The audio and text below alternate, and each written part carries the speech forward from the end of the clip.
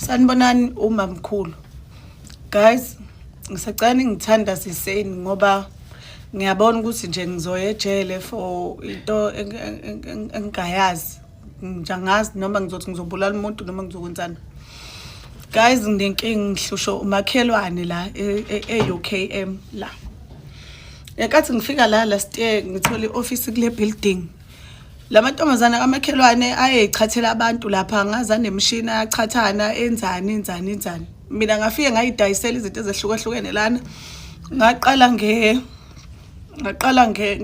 ngamaphinifa, amaduku, ngeza ngesaluni, ngeza ngezinto zonke lezi eziherbal engiyidayisayo ezahlukahlukene. Ngithe ngibona kwamakhelwane sebedayisa the same thing engiyidayisayo.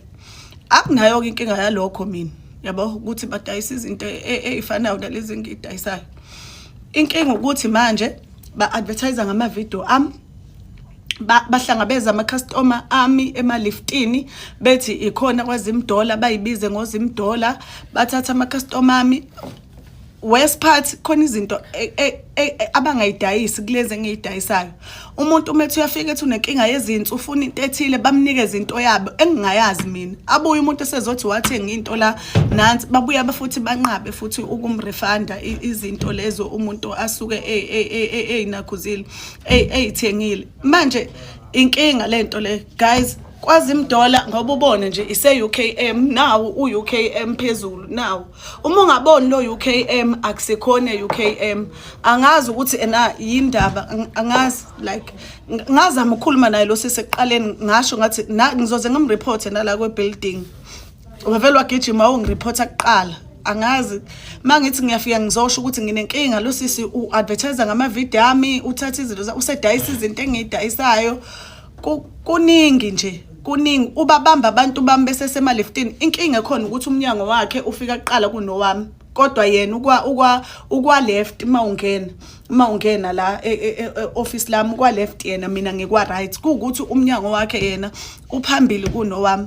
Manje ama customer abuye senenkinga esebadayisela izinto ezirong ongesizona lezi ezidayiswa yimina la. Yabo jike lapho angawa refund. Ngiyacela, ingakho ngithi ngicela ningithandaziseni. Angisiye nje umuntu ohlubuko umoya kalula, kodwa mina intombazane ngiyishaya, ngiyayishaya intombazane and ngizoboshwa very soon. Nizozwa kuthiwa ngiseyikhindini very soon ngoba sengikhathele ukukhuluma. Ngiyacela abantu abeze UKM, cela ufike ubone lo UKM lo phezulu. Uma ungawuboni lo UKM akusekhona kwaZimdola lapho. Ngiyacela. Sanibonani yami guys, i-video le kadade uZimdola ekhala ngokuthi ulaphana kunabomakhelwane ke abangaphilisani kahle when it comes to a business.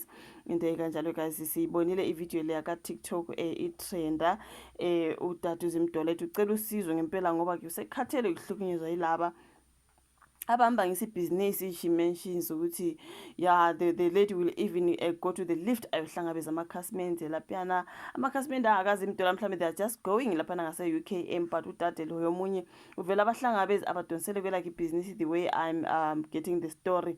So uthi ayi ngempela nimthandaziseni ngoba phela yena intombazane uyayishaya akadlali, you know what I mean. So it's a pity man, but sometimes isikhathi esiningi in business it happens to be like that, especially mani ngawo ngomakhelwane and nenza into engathi iyafana icishe ifane, asithi ukudayisa njengoba bedayisa kanjena ngidayisa into ezicishe zifane. So i-competition it becomes too much, futhi nengxabano ziba khona into kanjalo. I feel pity for her you guys, because yeah man, kuthiwa kuZimdola uthukutheleke uyaveva ngenxa ke ekoza kwabo omomise kabi lapho edayisela khona enkabeni eTheku. That is the story that they also wrote ephepheni you guys. I saw the video ngathi hayi ngizobe ngikhulume ngayo, ngase ngiyayikhohlwa ke le video. Sengihlangana nodaba khona ngicabanga ke manje ukuthi konje bengithi ngizokhuluma ngodade uZimdola after she posted a video, because ngimlandela kakhulu bafethu.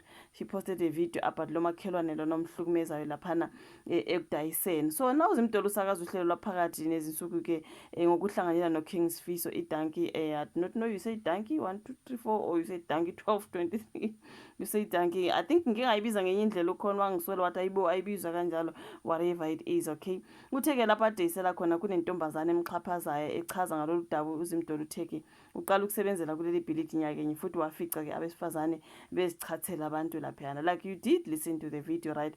Akudingeki ukuthi ngisho kuningi you guys. Uthi-ke ngafika mina ngazidayisela into ezahlukene, ngaqala-ke ngamaphinifa nangamaduku, ngeza-ke ngesaluni, ngeza nazo zonke izinto ezingamakhambi ahlukahlukene. Siyambona edayisa ugume, siyambona edayisa laphana the organic water, into ikanjalo guys. Futhi ngathi nje ziyahamba into zakhe, she sells a lot, okay, of herbs, into ikanjalo-ke ezesintu ukuthi zibalulekile emzimbeni womuntu, you know what I mean. So okay, uthe yena wabona kamakhelwane nabo sebedayisa-ke izinto ezifana nezakhe. That's what she said. Wathi akanayo-ke kodwa inkinga, wathi anginayo inkinga mina yokuthi-ke badayisa izinto engizidayisayo. Inkinga ukuthi-ke bakhangisa ngamavidiyo ami, bahlangabeza amakhasimende ami eliftini, bathi-ke yikhona kwaZimdolo bazibize ngoZimdolo bathatha amakhasimende. That is so wrong, you guys. Imagine bezibize ngoZimdolo bengayena uZimdolo babuye bathatha amakhasimende bayadonsele kwabo. Hayi, you guys. That's why on the video she said, if you do not see UKM, awukhona kwaZimdolo, you have to look at that particular logo UKM, and then you know ukuthi usemnyango kaZimdolo, you guys. So because this is really like, I mean, why would you do that? Usabotage umakhelwane akho ngoba uyabona ukuthi elakhe ibhizinisi liyahamba, especially for them using her videos to look for customers. Hayi ngempela kumele abathathele amanyathelo. How dare you? Why don't you make your own videos? You know what I mean? Hayi shame. Uthi manje okubi kakhulu ukuthi-ke izimbangi zakhe ezinezinto abangazidayisi. Uthe unezinto okuwukuthi yena unazo laphana kodwa bona abanazo, you know what I mean. Uthi umuntu uyafika athi unenkinga yezinso bamnikeze-ke into yabo yena angayazi bafethu. Athi umuntu bangasaphathekanga kahle ume ebuya ezocomplaina kaZimdolo, kanti-ke leyo nto usuke engayithenganga kaZimdolo. So you better look at that UKM, you guys, something, yes, UKM. Wathi uma ungambona uUKM, you must know ukuthi akukhona kaZimdolo bafethu. Uhlukumezeke kakhulu, uzahlengezela inyembezi. Ngiyabona ukuthi uphatheke kabi. Uyayishaya intombazane. Manje inkinga yokuthi manje uma engasiphakamisa isandla sakhe then uyoboshwa. That's why ningithandaseni guys, angazi phela yathi ngizoboshwa, you know what I mean. Uthi kodwa inkinga yabakayazi, you guys. Uthi ngazama ukukhuluma naye lo sisi ekuqaleni, ngaze ngathi ngizombika kwabaphethe ibhilidi. Wavela yena wagijima wayombika kuqala, yavele yaba nzima, you know what I mean. Umuntu mesevele wakuhambela phambili wayokureporta kuqala. What else can you do? Uthe wabikela abaphathi ukuthi kunowesifazane omphuca amakhasimende. Uthe wakusaba ukuthi uzosuka amshaye-ke manje. Uthi ngizoboshwa, you guys, maduze. So it's a pity, man. It's a pity kodwa ku-wrong like abakwenza, especially mangabe badayisa ngamavidiyo zakhe. Kumele naye ababophise, why are you using my content ukuthi udayisa into zakhe amavidiyo wami, you know what I mean.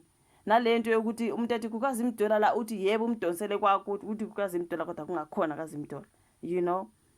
Ngibona abantu ka-comment section bethi zama-ke ukubhala-ke your products, ubhale-ke igama lakho, something like that, like your brand, put it on your products, into ekanjalo, so that noma bengathenga into ezongo komunye umuntu zingenayo ibrand kaZimdolo, you know, at least yena kuma-affect kangako ngoba bazobe sazi ukuthi bathenge kuphi.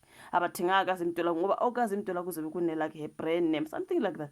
I do not know. I could see a few advices from abantu abamkhathalelayo, guys, bethi zama-ke ukubrandisha-ke into zakho so that okaZimdolo akwazi ukuthi lokho okaZimdolo okomunye umuntu nje kube okomunye umuntu, bangalingi-ke bakopishe futhi ne-brand name yakhe. I do not know, man.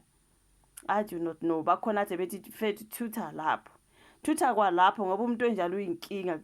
Manje bafethu nokuthutha nako nkosi yami usuluza amanye amakhasimende because abanye bayosala ngapha abantu ukuye lo data vela ajabule-ke nahamba yoqala ukufuna amanye amakhasimende amasha. Angazi, I'm just saying. It's a pity, man. Lesophi uyolungiseka indaba yakhe nomakhelwane wakhe onenhliziyo embi, okay? Angazi bafethu. Thank you so much ukuthi ubuke ukuthi ivideo ishuve lokho comment section. Ulike-ke, usubscribe, ushare. Sibonane kwezayo. Bye.